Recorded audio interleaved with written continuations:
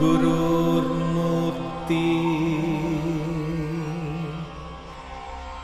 पूजामूलं गुरुपदम् मन्त्रमूलं गुरुर्वाक्यम्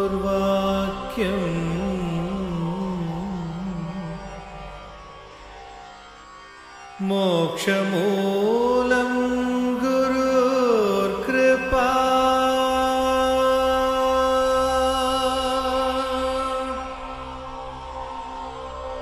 Om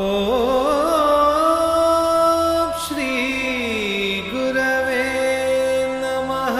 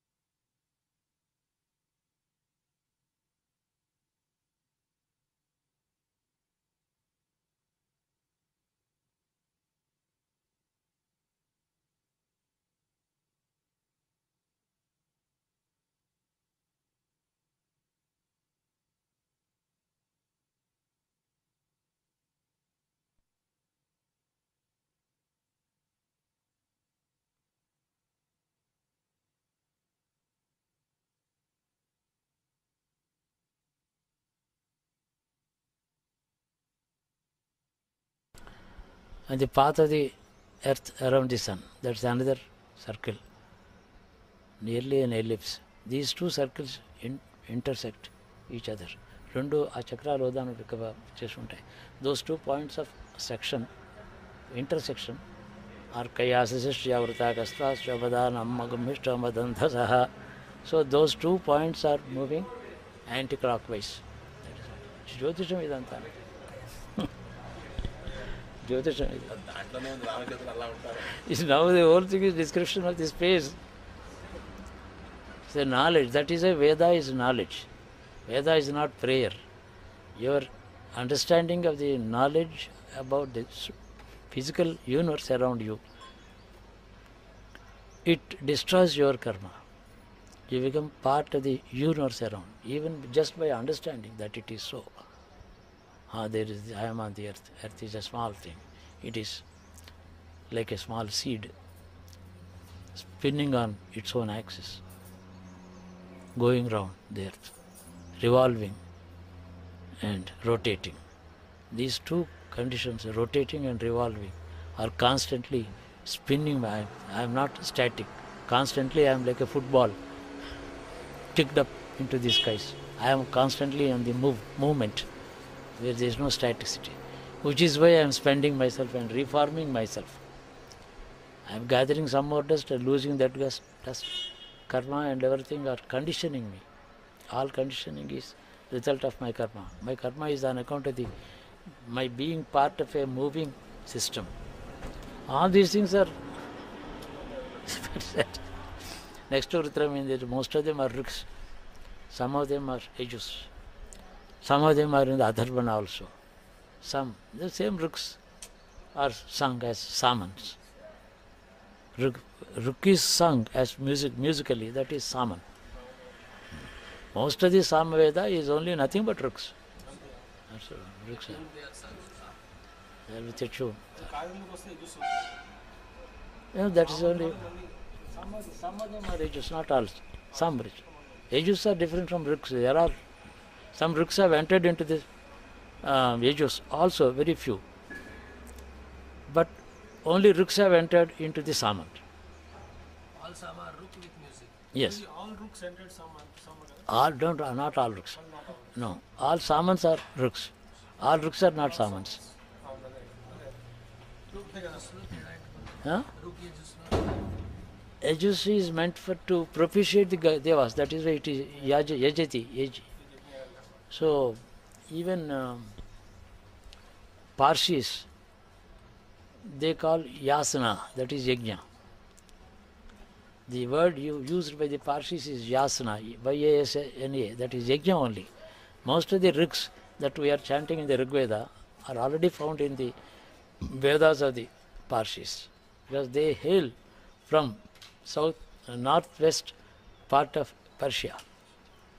They were Vedic origins. They were having yajna, that is, even now it is called yasna. So it is only one source that has spread out all into all directions. It is not as though they have come here and occupied Bharatvarsha. It is not so. From here they had gone there and come back to their motherland. ఒకటే question first human being అంటే ఇక్కడ human భారత The earliest, this is race, all the race on the earth has not come at the same moment. Eon after eon, some thousands of years,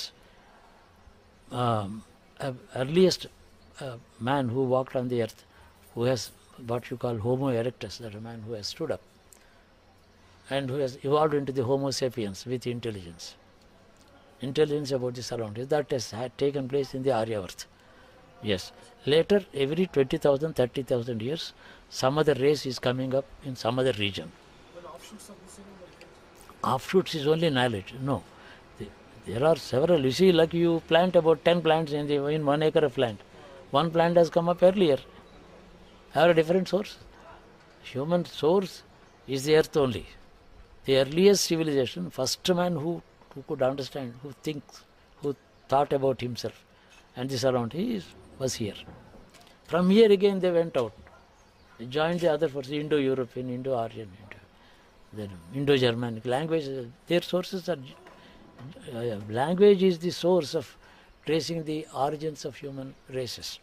They have taken language as the source of information, because the same word is found in the Central Asia, in the northern Mesopotamia, above the Egypt, that is north of Egypt. They were speaking Sanskrit. It is very clearly known about 14th centuries before Christ, the Central Asia, the language spoken by all educated people is Sanskrit only. They are the ancestors of the so-called Parsis. Parsis from Persia. Iran is the new name. The correct name is Persia. Iran is a very recent name. The original name is Persia. So those Parsis were Aryans. They were the people who left this place long ago and then came back sometime later. So it is not as though some Aryans suddenly invaded north part of India and driven away the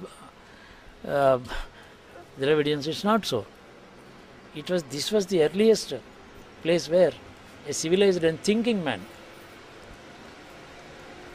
So that is the Homo sapien is the man who is able to, for example, the institution of marriage. One man living with one woman is called a marriage. Now there are no marriages. If a woman is living with two husbands, one after another, it's not a marriage. A man has left his first wife, it's not a marriage. He can never be married again. He is only living with somebody else. You cannot call it marriage. That is the Aryan principle. This was strictly followed 2,500 years ago in the northernmost part of India, and it was the principle on which people lived 10,000 years before the Christ. In Aryavarta, between Ganga and Jamna. So this is what is the identity mark, identification of the Aryan institution of wedlock. And for the wedlock is not for the sake of raising children alone, but for to to get rid of our earlier indebtedness to this world. If he has children, he has contributed to the growth of the race. Thereby he redeemed his own debt to the earth, to the human race. So marriage is known as a wedlock. It is bandhan, a pavitra bandhan. In fact, even this is a bandhan when this is known as pratisarya. Pratisarya. Pratisaram is a man who now I shall perform a yajna. He has taken the oath, and that is pratisaram. That is wedlock. I am marrying this woman for the sake of granting two good children, two human beings to the human race, thereby redeeming our debt, her debt and my debt. Once it is broken, a Hindu marriage is never broken.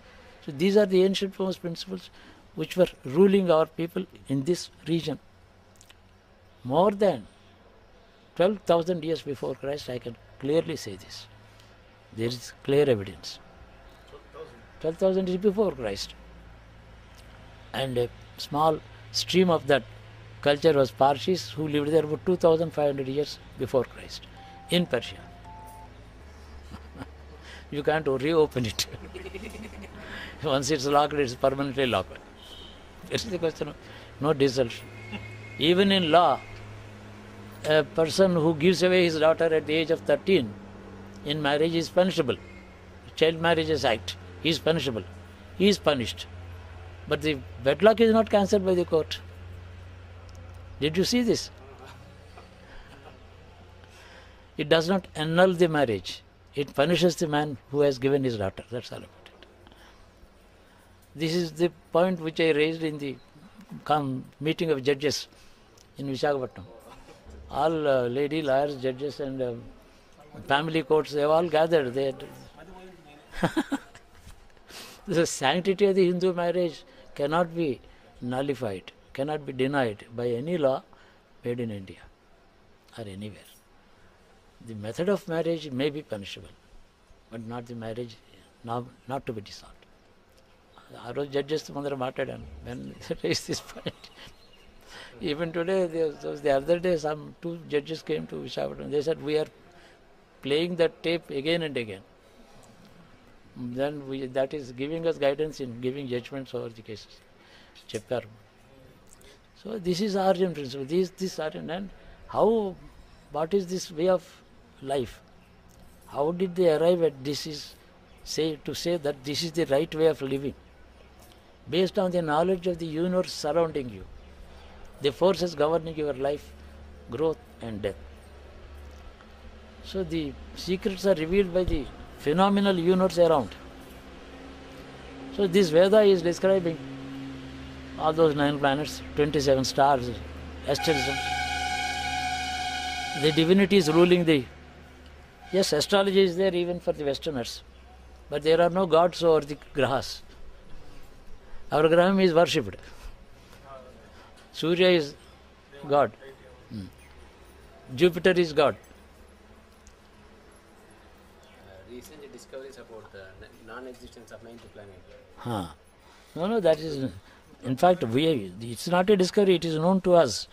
Because we have never treated that as a planet. They treated it as planet.